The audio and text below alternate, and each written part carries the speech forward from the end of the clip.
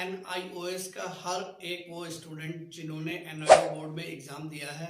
या जो दे रहे हैं या फिर आगे चल के जो देने वाले हैं, उन सब के मन में एक क्वेश्चन ये राइज होता है कि सर NIOS बोर्ड की कॉपियां कैसे चेक होती हैं, यानी कि जो आंसर शीट्स होती हैं, उत्तर पुस्तिका होती हैं, उनको किस माध्यम से चेक करा जाता है, क्या स्ट्रेटेजी अपनाई जाती है, क्या वहाँ पर जो है हार्ड मार्किंग होता है या फिर एक इजी मेथड से जो है इन आंसर शीट्स को चेक करा जाता है और कैसे स्टूडेंट्स को मार्क्स अलॉट करते हैं। जी हाँ, ये सब प्रश्न जो है आपके मन में रहते हैं क्योंकि मैं ऐसे स्टूडेंट से जुड़ा हूँ पिछले 18 साल से, जो लोग NIOS बोर्ड के एग्ज़ाम दे रहे हैं। हर साल हम उनके लिए जो है तैयारी करवाते हैं, उनको क्वालिफाई करवाते हैं और ये एक प्रश्न जरूर वो लेकर आते हैं हमारे पास। तो आज का मेरा ये वीडियो उन सभी स्टूडेंट्स के लिए है जिनको मैं ये बताना चाहता हूँ कि NIOS बोर्ड में क्या तरीका है आंसर शीट्स को चेक करने का, किस तरीके से यहाँ पे मार्क्स अलॉट होते हैं। तो चलिए स्टूडेंट स्टार्ट करते हैं।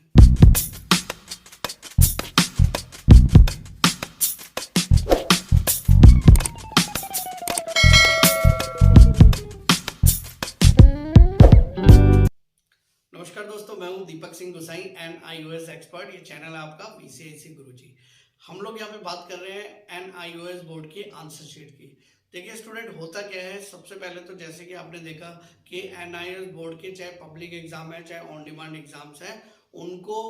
जो डिफरेंट स्कूल्स हैं उसमें कराया जाता है। और अब जो एक क्राइटेरिया नया NIOS बोर्ड ने अपनाया है वो ये अपनाया है कि मोस्ट ऑफ द जो प्राइवेट स्कूल थे छोटे मोटे, उन सभी स्टडी सेंटर्स को या एग्जाम सेंटर्स को बंद कर दिया गया है। और अब जो अक्टूबर 2023 में अभी जो परीक्षा हो रही है उसमें तो मोस्टली ये देखा गया है कि ज़्यादातर केंद्रीय विद्यालय में ही ये इन एग्जाम्स को कराया जा रहा है। उसका सबसे बड़ा कारण यह है कि केंद्रीय विद्यालय में बहुत सारा स्पेस यानी कि सीट्स अवेलेबल होती है, जहाँ पे एक ही साथ में बहुत सारे स्टूडेंट का एग्जाम कराना बहुत आसान हो जाता है। और साथ ही साथ में इस बार ये भी देखा गया है कि जो NIOS बोर्ड के पिछले 2 साल से रिजल्ट आ रहे हैं उसमें बहुत सारे स्टूडेंट्स को RL दिया जा रहा है, यानी कि रिजल्ट को लेट कर दिया जा रहा है, या फिर RW दिया जा रहा है कि रिजल्ट वेटिंग में डाल दिया गया है, या फिर UFM दिया जा रहा है कि अनफेयर मीन्स एक्टिविटी में आप इन्वॉल्व थे। देखिए स्टूडेंट, मैं सभी स्टूडेंट्स को बता दूं कि अगर आप ये सोच रहे हो कि हम एग्जाम देकर आए हैं और जो हमारे पीछे वाले ने लिखा था हमने बिल्कुल एज इट इज कॉपी कर दिया, या फिर वहां पे कोई ऐसी अनफेयर मीन्स एक्टिविटी चली कि किसी क्लास में किसी ने जो है कोई आंसर दिया और पूरी की पूरी क्लास ने वो कॉपी कर लिया है, तो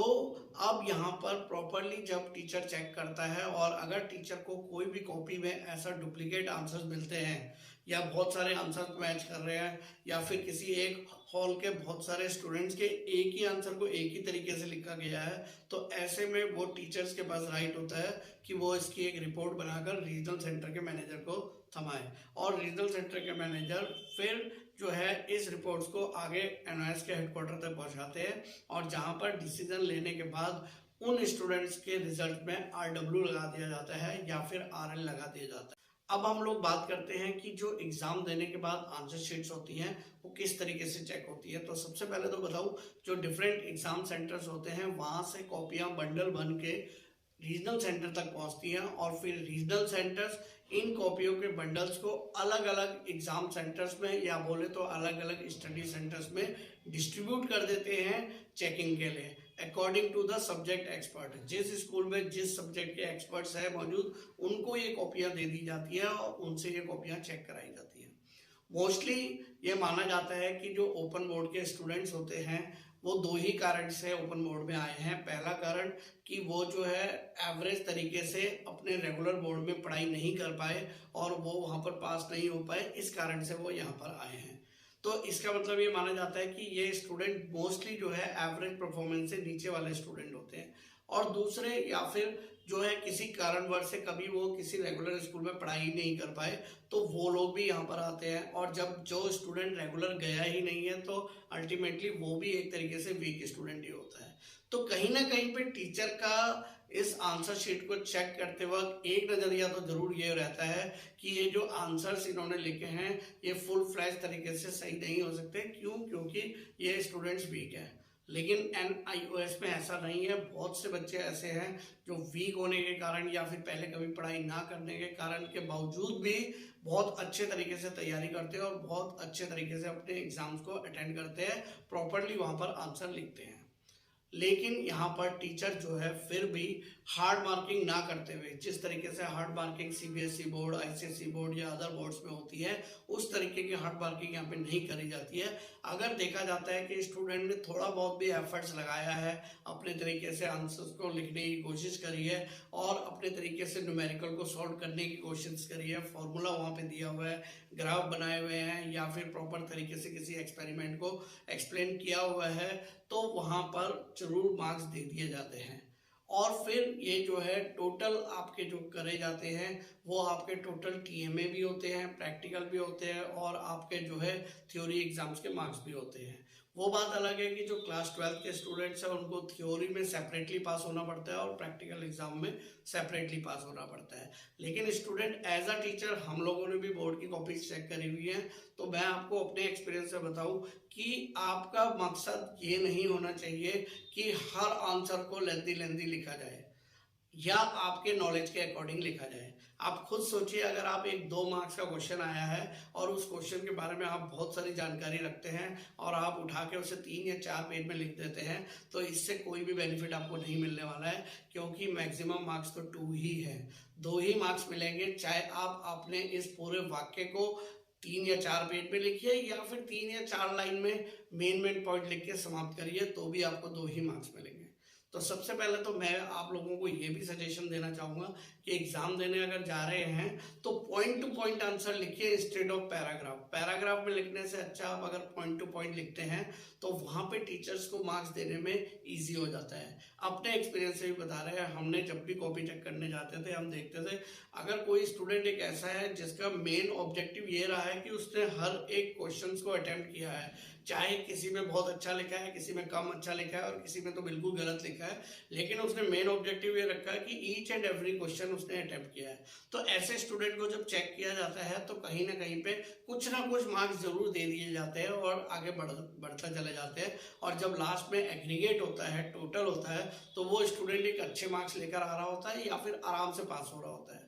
कुछ स्टूडेंट्स को मैंने ऐसा देखा है कि कुछ उन्हें आंसर बहुत अच्छे से आते हैं, उसको बड़ा बड़ा करके लिख देते हैं और उसके बाद बाकी के क्वेश्चंस उनके छूट जाते हैं। आप याद रखिए, अगर आपके क्वेश्चन जितने भी छूट रहे हैं, जो क्वेश्चंस के बारे में आपने कोई आंसर शीट में मेंशन ही नहीं करा है, उसके तो मार्क्स आपको कभी मिल ही नहीं सकते हैं। इंस्टेड ऑफ आप चाहे गलत लिख दो, चाहे कुछ भी लिख दो, अगर आपने कुछ भी लिखा है और थोड़ा बहुत भी मैच कर रहा है या टीचर का एटीट्यूड पॉजिटिव एटीट्यूड है और वहाँ पे वो देख रहा है कि बच्चे ने जो है एफर्ट करा है, तो वहाँ पे कुछ ना कुछ मार्क्स आपको जरूर मिलते हैं। तो मैं आपको हमेशा ये कहूँगा, एक तो आप अपने जो है हर एक आंसर्स में हेडिंग लिखिए, हेडिंग को अंडरलाइन करिए और जो भी आप एक्सप्लेन करने की कोशिश कर रहे हैं उसे पैराग्राफ की जगह पॉइंट्स में लिखिए। दूसरा, यहाँ पर आप ट्राई करिए कि आप ईच एंड एवरी क्वेश्चन को अटेम्प्ट कर सके और कोई भी क्वेश्चन आपसे छूटे ना। और तीसरा, अगर आप कहीं से आपको इधर उधर से देखने को मिल भी रहा है तो नकल के लिए भी अकल चाहिए, यानी कि अगर आप कॉपी भी कर रहे हैं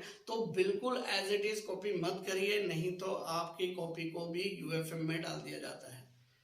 तो ऐसी स्थिति ना आए, इसके लिए जो है सभी स्टूडेंट्स को ये मैं बार बार अलर्ट करता हूँ कि अपना जब भी आप आंसर्स लिखो तो उसमें कुछ ना कुछ मटेरियल अपनी तरफ से जरूर वहाँ पे ऐड करिए। और राइटिंग तो ऑब्वियसली अच्छी होनी चाहिए। बहुत सारे स्टूडेंट्स की राइटिंग खराब होने के कारण उनके मार्क्स भी बहुत सारे कम हो जाते हैं।